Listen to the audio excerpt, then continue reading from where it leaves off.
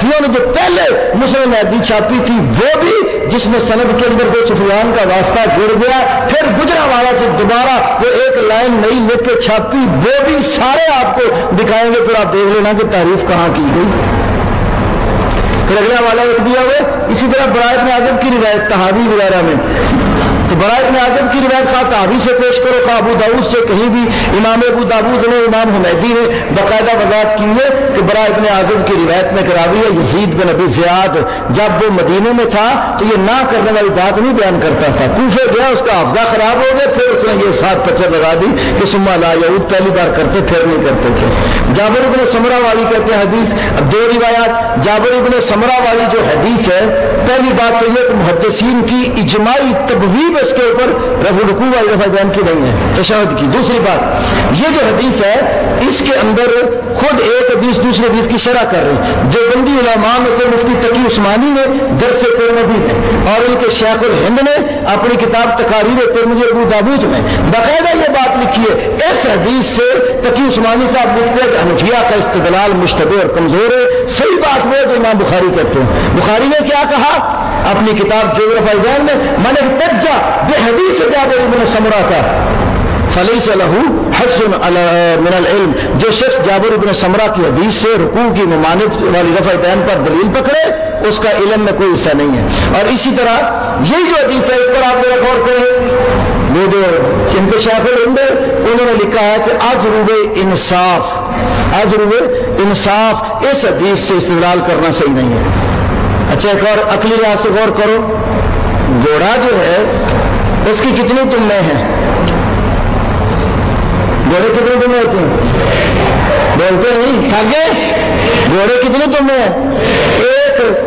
تو جب آپ رکوع جاتے ہیں اٹھتے رفع دین کتنے ہاتھوں سے کرتے ہیں؟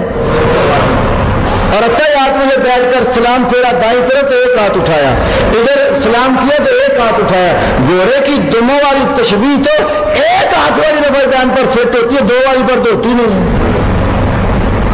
تو اہل حدیث جو رفع دین کرتا ہے وہ دو ہاتھوں میں۔ اب کہتے ہیں اس حدیث میں یہ ہے اسکنوا فی الصلاۃ، نبی پاک نے کہا نماز کے اندر سکون کرو، تو رکوع والی رفع دین بھی تو نماز کے اندر ہے۔ تو میں کہتا ہوں پھر پہلی رفع دین بھی نماز کے اندر ہے، کیوں؟ بخاری کی حدیث ہے اذا دخل فی الصلاۃ کبر ورفع یدیہ، جب نماز میں داخل ہو جاتے تکبیر بھی کہتے رفع دین بھی کہتے، پہلی بھی فی الصلاۃ ہی ہے وہ بھی نہ کرو، بتوں والی بھی فی الصلاۃ ہی ہے وہ بھی نہ کرو، عیدین والی بھی فی الصلاۃ ہی ہے وہ بھی نہ کرو، پھر بغیر رفع دین کی پڑھو۔ پھر عبداللہ بن مسعود والی، عبداللہ بن مسعود والی پر تو آپ لوگ خود ہی عمل نہیں کرتے، جو ان کی مفسر روایت امام محمد نے اپنی کتاب الاثار میں پیش کی، دو شجرت القمہ اور اسود جب نماز پڑھانے لگے نا تو اذان بھی نہیں کی، ابن مسعود نے اقامت بھی نہیں کہی، جماعت کروانے لگے آگے پڑھیں درمیان میں کھڑے ہو گئے، جب رکوع میں گئے تو عبداللہ بن مسعود نے تطبیق کی، دونوں ہاتھ جوڑ کر گھٹنوں کے درمیان رکھ لیے، تو اس طرح نماز پڑھائی، یہ تفصیلی روایت ہے جس کے بارے میں ابو داؤد نے کہا ھذا حدیث مختصر من حدیث طویل وليس بصحیح علی ھذا المعنى، ابو داؤد نے کہ یہ حدیث ایک لمبی حدیث کا راوی نے اختصار کر دیا، اس مفہوم میں صحیح بھی نہیں ہے، ابو داؤد میں لکھا ہوا ہے، ترمذی میں اس روایت سے پہلے لکھا ہوا ہے لم یثبت حدیث ابن مسعود، عبداللہ بن مبارک فرماتے ہیں ابن مسعود کی روایت ثابت تھی۔ تو امام محمد کہتے ہیں یہ کہ امام عبداللہ بن مسعود کے تین مسئلے، اذان و اقامت کے بغیر جماعت، دو بندے مقتدی ہوں تو درمیان میں امام کھڑا ہو کر نماز پڑھا دے، اور رکوع جاتے ہوئے گھٹنوں پر رکھنے کی بجائے درمیان میں ہاتھ رکھو، تو امام محمد نے کتاب الاثار میں کہا لم ناخذ بقول ابن مسعود فی الثلاثۃ، یہ تینوں مسئلے عبداللہ بن مسعود کے ہم نہیں مانتے، پہلے بڑوں سے پوچھتے لوگ ابن مسعود والی نماز مانتے بھی ہیں کہ نہیں، تو یہ روایت ویسے بھی درست نہیں ہے، جیسے میں نے دو حوالے دے دیے۔ آج کل مختلف کمپنیاں شیڈول دیتی ہیں، اگر کمپنی میں ایک گھڑی خریدیں اور پھر آگے جتنے خریدار بنائیں گے ان میں سے نفع اس پہلے خریدار سمیت سب کو دیتے ہیں، اس کی شرعی حیثیت کیا ہے؟ یہ بھی بات بالکل ایک دھوکہ اور فراڈ کی حیثیت ہے، اس کے اوپر مکمل، اس سے پہلے ایک نا وہ گولڈن کی کے نام سے کام شروع ہوا تھا، وہ ایک کمپنی نے اس طرح کاروبار شروع کیا، اس پر مفصل علماء کے فتاوے ہمارے مجلہ دعویٰ کے اندر بھی اور کتابوں میں تفصیل کے ساتھ آئے ہیں۔ اب اس میں اصل جتنے کمپنیوں والے موجودہ دور میں کاروبار کرتے ہیں اصل حقیقت ظاہر نہیں کرتے، وہ یہ نہیں بتاتے کہ ہر کمپنی جتنی بڑی ہے تقریباً اس کا تعلق سودی بینکوں کے ساتھ ہوتا ہے.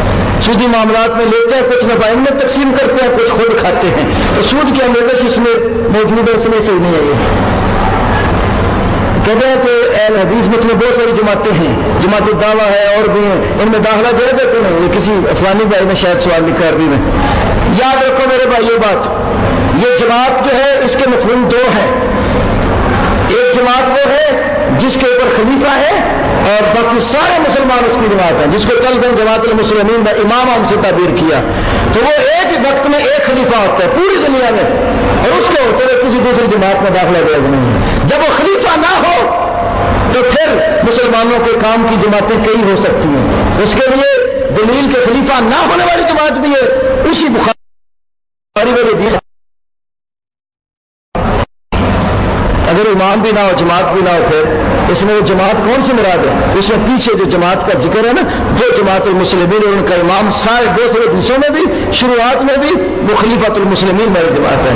تو خلافت والی جماعت کبھی نہیں بھی ہو سکتی, لیکن باقی جماعتوں میں تعدد ہو سکتا ہے. لا تزال طائفۃ من امتی منصورین علی الحق, میری امت میں ایک طائفہ ہمیشہ حق پر رہے گا. اب یہ طائفہ قیامت تک ہے, وہ جماعت کبھی ہوگی کبھی نہیں ہوگی. اب یہ جو طائفہ ہے آگے کام کرنے کے طریقے میں, تو اس میں محدثین نے جو حدیث کے معنی ذکر کیے, آپ باب لزوم الجماعہ ترمذی شریف نکال لیں, اس میں امام ترمذی نے جماعت کا جو معنی لکھا, انہوں نے کہا جماعت سے مراد ابو بکر و عمر ہے. کسی نے پوچھا وہ نہیں ہے, تو انہوں نے کہا فلانا عالم ہے, انہوں نے کہا وہ نہیں ہے, تو انہوں نے کہا ابو حمزہ سکری ہیں, کہ ابو حمزہ سکری بہت بڑے عالم ہیں. اب اور بھی علامات معلومات, ایک عالم کی ابتدا میں جو لوگ چلنے والے ہوں, تو اس صورت میں محدثین نے یہ معنی بھی لیا عالم سے مراد وہ امام ہے ان کا, اور اس کی ابتدا میں چلنے والی جماعت ہے. تو کئی جماعتیں ہو سکتی ہیں, لیکن منہج ایک ہو, دعوت ایک ہو, کتاب اور سنت کی. تو خلیفہ اگر نہیں ہے تعدد ہو سکتا ہے, خلیفہ ہوگا پھر جو ہے نا وہ تعدد نہیں ہوگا. اس لیے آپ کو جو جماعت کتاب اور سنت کے منہج کے مطابق چلنے والی بہتر محسوس ہو, اس کے ساتھ مل کر کام کرو, تعصب اور ضد نہ ہو. اگر تعصب اور ضد لے لو گے پھر یہ بھی جائز نہیں ہوگا. اس کی تفصیل دیکھ لیے ہمارے جامعہ سلفیہ کے مشہور اساتذہ میں حافظ مسعود عالم صاحب, اس طرح حافظ شریف صاحب, مولانا شاہد القصری صاحب, ان کے مقالات چھپے ہیں. حافظ شریف صاحب کے ادارے سے مقالات تربیت, اس میں حدیث کا تنظیم سازی اور گروہ بندی کے بارے میں مضمون چھپے حافظ مسعود عالم صاحب کا. اس کو آپ تفصیلی دیکھ لیں. خلاصہ یہ جو میں نے عرض کر دیا. کچھ لوگ کہتے ہیں کہ صدر مدینہ صدر تار عاجزی ہے. میرے بھائیوں یہ عاجزی نہیں ہے. کیوں؟ صدر مدینہ کا کیا مانا؟ مدینہ کا کتا. صدر تار کا مانا تار کا کتا. تو یہ نسبت جائز نہیں. کوئی لوگ کہتے ہیں جی وہ سید اسد کی ایک کیسٹ بھی مجھے ایک بھائی نے سنائی, اس نے کہا یہ کہتے ہیں ہمیں مدینہ, ہاں ہم مدینہ کے کتے ہیں, آقا کے کتے ہیں. جس طرح تم کہتے ہیں ہمارا شیر پنجاب آ گیا. اب جو ہے نا وہ میرے دور کو آپ لوگ کہتے ہیں شیر پنجاب ہے, تو وہ شیر ہے, وہ تو انسان ہے. تو شیر اس میں کہتے ہیں ایک وجہ ہے بہادری کی, تو شجاعت کی وجہ سے تم اس کو شیر کہہ لیتے ہو. تو کتے میں ایک وجہ ہے وفا کی, تو کہتا ہم آقا کے کتے ہیں, آقا کے وفادار ہیں. تو بات یاد رکھو, شیر کی نسبت کو اسلام میں برا نہیں کہا گیا. خود نبی علیہ السلام نے خالد بن ولید کو کہا یہ اسد من اسد اللہ, اللہ کے شیروں میں سے ایک. کسی صحابی کو یہ نہیں کہا یہ اللہ کے کتوں میں سے کتا ہے.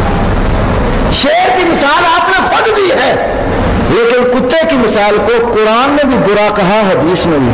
قرآن میں ہے کتے پر اگر تم حملہ کرو پھر بھی زبان نکال کے ہانپتا ہے, نہ حملہ کرو تو پھر بھی بابا سا مسالہ.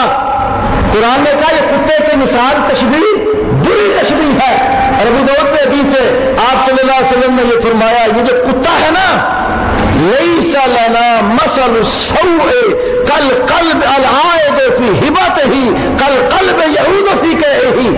فرمایا کتے کی مثال ہماری مثال نہیں ہے, جس طرح تحفہ دے کر واپس لیتا ہے ایسے جیسے کتا کہہ کر کے چاٹتا ہے. تو کتے کی مثال کو تشبیہ کے نبی نے بری تشبیہ کر. اچھا عرف عام میں بھی آپ دیکھ لیں, کسی شخص کو کہنا یہ شیر کا بچہ ہے, کوئی برا محسوس نہیں کرے. اور کسی کہا یہ کتے کا بچہ ہے, تو پھر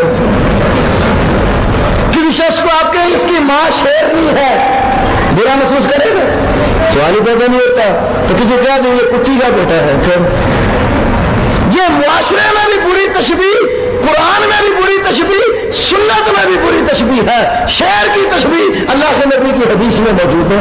ہاں میں کوئی مثال دو لا کر نبی پاک نے یا آپ کے کسی صحابی نے کہا ہو کہ میں کتا ہوں، تو یہ مثال جب بری مثال ہے تو اس کو مت دیکھو۔ پھر کہتے ہم تو مدینے کے کتے، بڑے فخر سے کتاب سے بھی مدینہ تو رسول عیسائی حال ہو چکی ہے، اس کو ایک پورا باب ہے سگے میں خزانے مدینہ کا۔ وہ کہتا ہے کہ ادھر میں مدینہ شریف سے واپس آنے لگا تو میری یہ خواہش ہوئی کہ میں جاتی دوا کسی مدینے کے درویش سے ملوں اور اس کی آواز ریکارڈ کروں۔ اور درویش مدینے کے کتے کو کہہ رہا ہے کہ وہ ساری رات مدینہ گھومتا رہا، کوئی سگے مدینہ نظر نہ آیا۔ سحری کا وقت تھا تو ایک موڑ پر کھڑا ایک سگے مدینہ تھا، میں نے اس کے آگے ہاتھ باندھ کے التجا کی، وہ میں اس کے قریب جب آگے بلاخر گلی کے موڑ پر کھڑا ہو گیا، میں نے اس کو کلاوے میں لے لیا اور جپھی ڈال کے روتا رہا۔ پھر میں نے اس کی آواز ریکارڈ کی اور ہاتھ باندھے خدا را قیامت والے دن حضور کو میری شکایت نہ کرنا۔ تو جن کتوں کے بارے میں آپ نے فرمایا تھا یہ کالا کتا شیطان ہے اس کو قتل کر دو، وہ کہاں تھا؟ آپ مدینے میں جو تھے۔ جن کتوں کے بارے میں فرمایا منہ ڈال دے 7 بار برتن دھونا ہے، وہ مدینے کی تو کتے تھے نا۔ تو یہ بیوقوفی اور حماقت کے سوا کچھ نہیں۔ ایک آدمی جیسے کاروبار کے کچھ رقم ضرورت سے دوسرے آدمی سے یہ رقم مانگتا ہے، وہ آدمی اس کو رقم دیتا ہے، ساتھ کہتے ہیں جب تک تم میری رقم واپس نہ کرو میرے کاروباری حصہ دار ہو تو مجھے روپے میں سے 25 پیسے دو گے۔ یہ تو قرض کے اوپر 7 پیسے لے رہا ہے، قرض دے کر 7 اوپر نفع لے تو یہ سود کی قسم میں قسم ہے۔ آگے ویڈیو کا سوال ہے، انہوں نے بتا دیا۔ کنز المال میں ایسی کوئی حدیث ہے کہ ہمارے نبی پاک کی وصیت کرنی میرے اور ایک گروہ پیدا ہوگا تو خود کو مسلمان کہیں گے کیونکہ وہ رافضی ہیں، ایسی روایتیں ہیں لیکن وہ صحیح نہیں ہے روافض والی۔ ٹائم ہو گیا، لوگ پھر کچھ دن رکھ لیں سوال و جواب کے لیے۔ اللہ تعالیٰ آسانی فرمائے۔ سبحانک اللہ و بحمدک اشہد ان لا الہ الا انت استغفرک و اتوب الیک۔